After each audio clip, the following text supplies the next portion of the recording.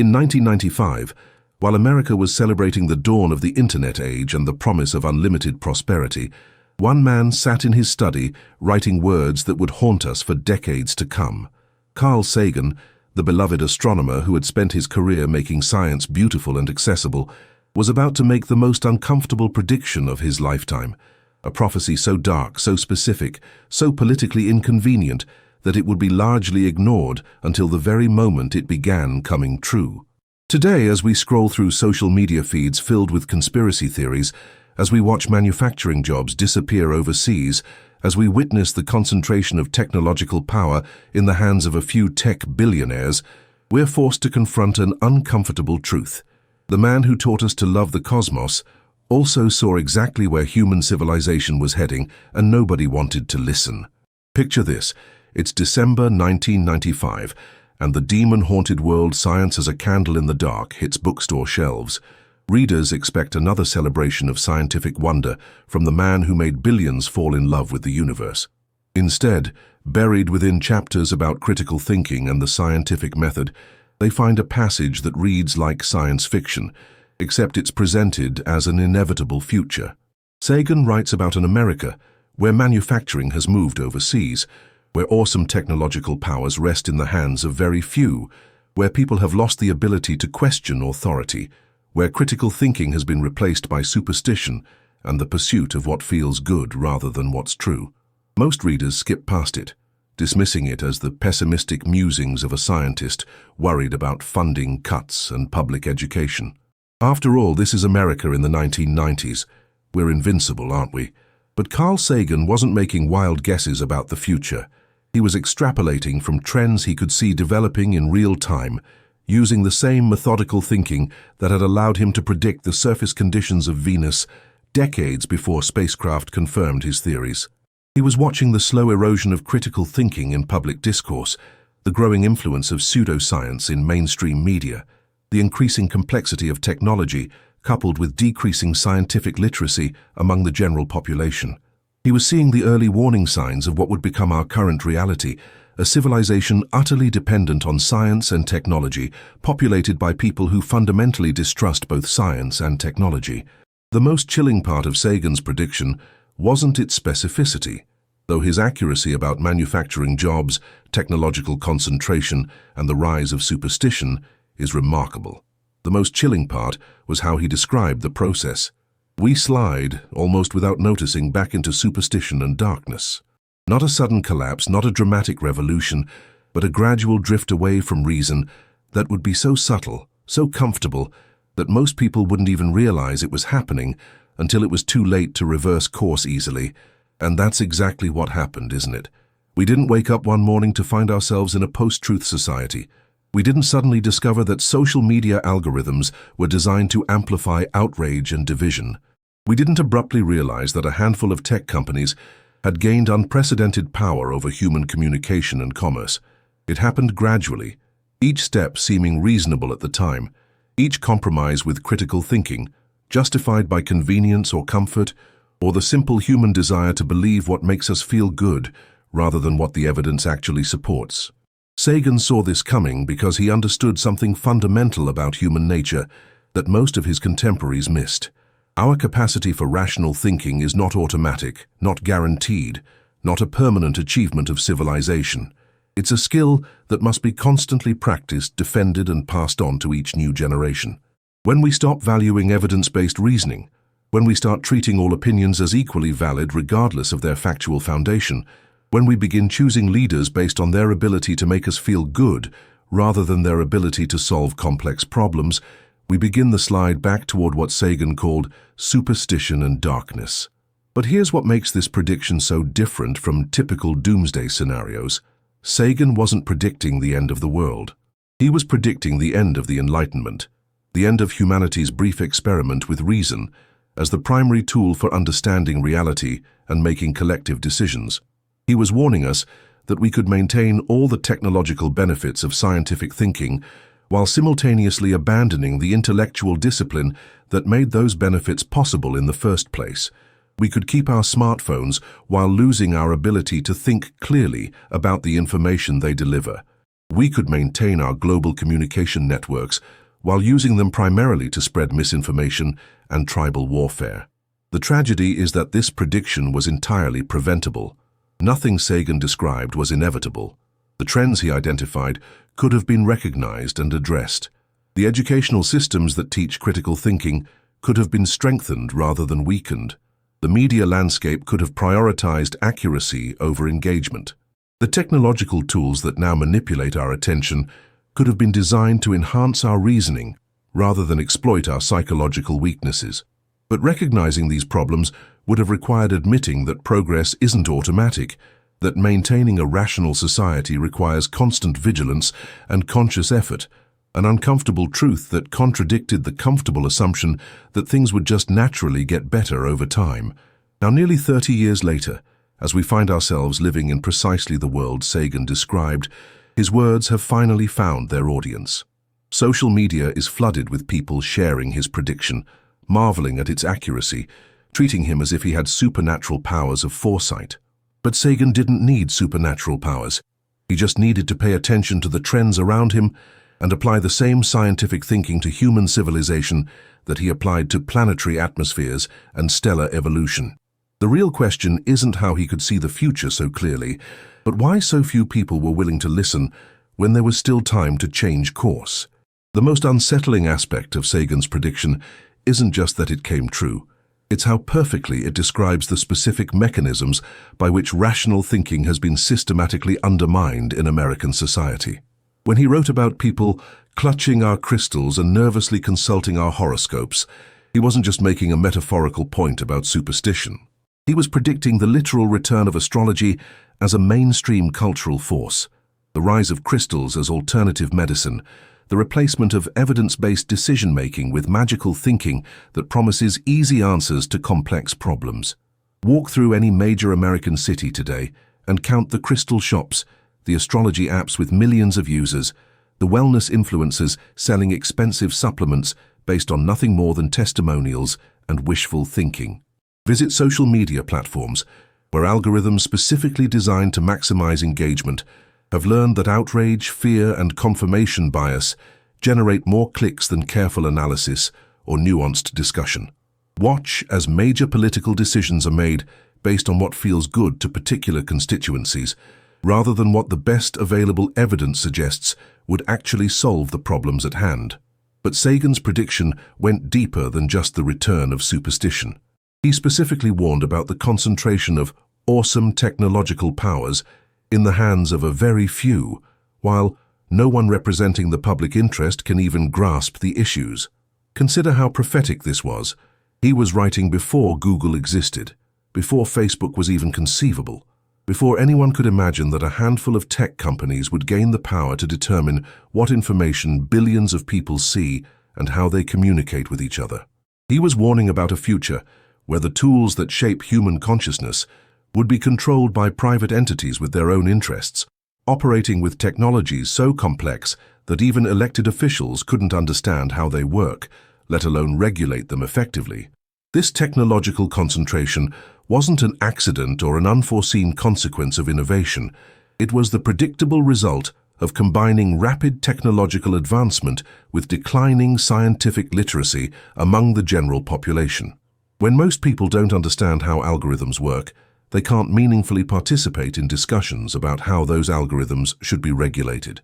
When elected officials don't grasp the basic principles of data science, they can't write effective legislation about privacy and manipulation. When journalists don't understand the technologies they're reporting on, they can't ask the right questions or explain the real implications to their audiences. Sagan also predicted the transformation of America into a service and information economy, where nearly all the key manufacturing industries have slipped away to other countries. Again, he was writing this in 1995, when American manufacturing was still robust, and the idea that we would outsource the production of everything from steel to semiconductors seemed unthinkable to most policymakers. But Sagan could see the economic incentives at work, the short-term thinking that prioritized quarterly profits over long-term national interests, the false belief that a society could remain prosperous and secure while losing the ability to make the things it depends on. The consequences of this economic transformation have been exactly what Sagan predicted.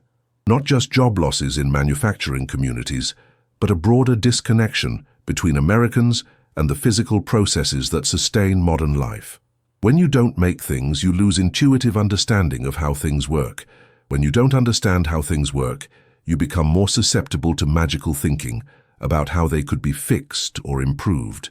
When your economy depends on services and information rather than production, you become vulnerable to the very manipulation that Sagan warned about: the replacement of substantive content with sound bites, the prioritization of feelings over facts, the celebration of ignorance as a form of authenticity. Perhaps most chillingly, Sagan predicted that people would lose the ability to set their own agendas or knowledgeably question those in authority. This wasn't just about political authoritarianism. It was about the more subtle process by which people gradually surrender their capacity for independent thinking. When information environments become too complex and overwhelming, when expertise is systematically undermined, when the tools for distinguishing truth from falsehood are actively attacked as elitist or partisan, people naturally retreat into tribal thinking and defer to whatever authorities confirm their existing beliefs. We can see this playing out in real time across the political spectrum. People who pride themselves on being independent thinkers find themselves sharing information without checking sources, accepting claims without demanding evidence, dismissing contradictory data without serious consideration. The machinery of democratic deliberation, the assumption that citizens can evaluate competing ideas and make informed choices, breaks down when citizens lack the tools and discipline necessary for that evaluation. But here's what makes Sagan's prediction truly revolutionary. He didn't just describe what would happen, he explained why it would happen. The slide towards superstition and darkness wasn't the result of some external force or inevitable historical cycle. It was the predictable consequence of abandoning the intellectual disciplines that the Enlightenment had established as the foundation of modern civilization. When societies stop teaching critical thinking, stop rewarding intellectual honesty, stop demanding evidence for important claims, they naturally drift back toward the kinds of tribal, magical, authoritarian thinking that dominated human history for millennia. The tragedy is that this process could have been interrupted at any point by recommitting to the values and practices that Sagan spent his life defending. Science education could have been strengthened rather than weakened. Media literacy could have been taught alongside traditional literacy. The design of new technologies could have prioritized truth-seeking over engagement maximizing. But addressing these problems would have required acknowledging them, and acknowledging them would have meant admitting that progress isn't automatic, an uncomfortable truth that most people preferred to avoid. If you're feeling a chill of recognition as we explore how perfectly Sagan's dark prophecy matches our current reality, you're not alone. Millions of people have discovered this prediction in recent years and felt the same disturbing sense of living inside someone else's nightmare. But here's the thing about finding yourself part of a community that recognizes uncomfortable truths. You're not just witnessing history, you're positioned to help write its next chapter. Subscribe to this channel not just to stay informed about these developments, but to connect with others who understand that recognizing a problem is the first step towards solving it. And tell me in the comments, which aspect of Sagan's prediction feels most urgent to you right now? What would you prioritize if you were trying to reverse these trends? Your perspective might be exactly what another viewer needs to see. The most devastating aspect of living inside Sagan's prediction isn't just witnessing its accuracy. It's realizing how the very mechanisms he described have made it nearly impossible to have rational discussions about the problem itself. Try to point out the concentration of technological power, and you'll be dismissed as a conspiracy theorist. Raise concerns about the decline of critical thinking, and you'll be accused of elitism. Suggest that some claims require better evidence than others, and you'll be told that's just your opinion. The same anti-intellectual currents that Sagan identified have created an immune system that protects itself from criticism by treating all criticism as equally invalid. This is what makes Sagan's prediction so much more sophisticated than typical warnings about societal decline. He didn't just predict what would happen. He predicted how the process would make itself invisible to the people experiencing it. When what feels good becomes more important than what's true, Any uncomfortable truth can be dismissed simply because it makes people feel bad. When critical thinking is abandoned, the absence of critical thinking becomes impossible to discuss critically. When expertise is systematically undermined, no one has the authority to point out that expertise is being systematically undermined. Consider how this plays out in contemporary discussions about any controversial topic: climate change, vaccine effectiveness, economic inequality, technological manipulation. In each case, we see the same pattern that Sagan predicted. Complex problems that require careful analysis are reduced to tribal markers, where your position depends more on your group identity than on your evaluation of evidence. Actual experts are dismissed as biased, while charismatic non-experts are elevated as truth-tellers. The tools of rational discourse, requesting sources, checking methodology, acknowledging uncertainty, are treated as weapons rather than collaborative methods for approaching truth. But Sagan's prediction reveals something even more disturbing. This isn't just about individual psychology or education levels. It's about the systematic design of information environments that reward irrationality and punish careful thinking. Social media algorithms don't just fail to promote good reasoning, they actively promote bad reasoning because bad reasoning generates more engagement. Television news doesn't just avoid nuanced analysis, it actively avoids nuanced analysis, because nuanced analysis generates lower ratings than outrage and conflict. Political systems don't just tolerate intellectual dishonesty, they actively reward intellectual dishonesty because dishonesty is often more politically effective than honesty. The result is what Sagan called a kind of celebration of ignorance, not just the absence of knowledge, but the active promotion of not knowing as a virtue. Complexity is treated as elitist conspiracy, rather than acknowledging that some problems are genuinely complex. Expertise is treated as corrupted self-interest, rather than recognizing that some people actually do know more about some subjects than others. Evidence is treated as partisan opinion, rather than accepting that reality has a structure that our preferences cannot change. This celebration of ignorance isn't accidental or organic. It's been systematically cultivated by interests that benefit from public confusion. When people can't distinguish reliable information from misinformation, they become easier to manipulate. When they lose confidence in their ability to evaluate competing claims, they become more dependent on tribal authorities. When they abandon the intellectual disciplines that democracy requires, they become more susceptible to authoritarian solutions that promise simple answers to complex problems. Sagan understood that this process wouldn't happen suddenly or obviously. It would happen gradually, each step seeming reasonable in isolation, each compromise with rationality justified by immediate convenience or comfort. The erosion of scientific education would be justified by budget constraints. The simplification of news coverage would be justified by audience preferences. The design of engagement-maximizing algorithms would be justified by user satisfaction metrics. Each individual decision would seem rational, but the cumulative effect would be the systematic destruction of the intellectual infrastructure that makes rational collective decision-making possible. What makes this particularly tragic is that the tools for reversing these trends still exist. The scientific method hasn't been invalidated, it's been abandoned. Critical thinking skills haven't been proven ineffective, they've been systematically discouraged. Evidence-based reasoning hasn't failed, it's been systematically undermined by interests that benefit from evidence-free reasoning. The Enlightenment values that built modern civilization haven't been refuted, they've been gradually eroded by people who never understood what they were giving up. But recognizing this also reveals the path forward. If these trends were created by human choices, they can be reversed by different human choices. If information environments were designed to reward irrationality, they can be redesigned to reward rationality. If educational systems were modified to de-emphasize critical thinking, they can be modified to re-emphasize critical thinking. If political incentives were structured to reward intellectual dishonesty, they can be restructured to reward intellectual honesty. The question is whether enough people recognize the problem while there's still time to address it effectively.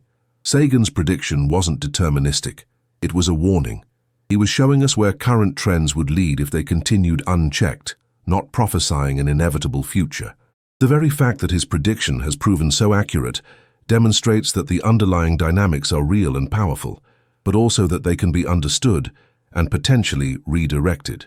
This is why Sagan spent the last years of his life not just doing astronomy but trying to strengthen the intellectual immune system of human civilization. He understood that the future of science depended not just on the discoveries of scientists, but on the reasoning abilities of citizens who would have to make collective decisions about how those discoveries would be used. He saw that the benefits of rational thinking couldn't be maintained by a small elite, while the general population abandoned the practices that made those benefits possible. The most hopeful aspect of living through Sagan's prediction is that it proves the power of clear thinking, to see through comfortable illusions and identify real patterns in complex systems. If one person using rational methods could predict our current situation so accurately 30 years ago, then people using rational methods today can potentially navigate us toward better futures. The same intellectual tools that allowed Sagan to see where we were heading can be used to choose where we go next. As we reach the end of our journey through Sagan's prophetic warning, we arrive at the most crucial realization of all. We are living at the precise moment when his prediction could either complete its fulfillment or begin its reversal. The trends he identified in 1995 have had 30 years to develop and establish themselves, but they haven't yet become irreversible. We still have the choice between sliding further into what he called superstition and darkness, or recommitting ourselves to the intellectual disciplines that make rational civilization possible. The question isn't whether Sagan was right about where we were heading. The question is whether we're willing to prove him wrong about where we end up. The most remarkable aspect of Sagan's prediction isn't its accuracy, but its implicit optimism. By warning us about these trends while there was still time to address them, he was expressing faith in humanity's capacity to choose reason over comfort, evidence over wishful thinking, long-term wisdom over short-term convenience. He was betting that if people could see clearly where current trends were leading, they would choose to change course rather than passively accept a future that nobody actually wanted. That bet is being tested right now in this moment by people like you who are willing to confront uncomfortable truths about the direction of human civilization. Every time you choose to check a source instead of sharing information that confirms your biases, you're helping to reverse the trends Sagan identified. Every time you acknowledge uncertainty instead of claiming false certainty, you're strengthening the intellectual immune system he spent his life trying to protect.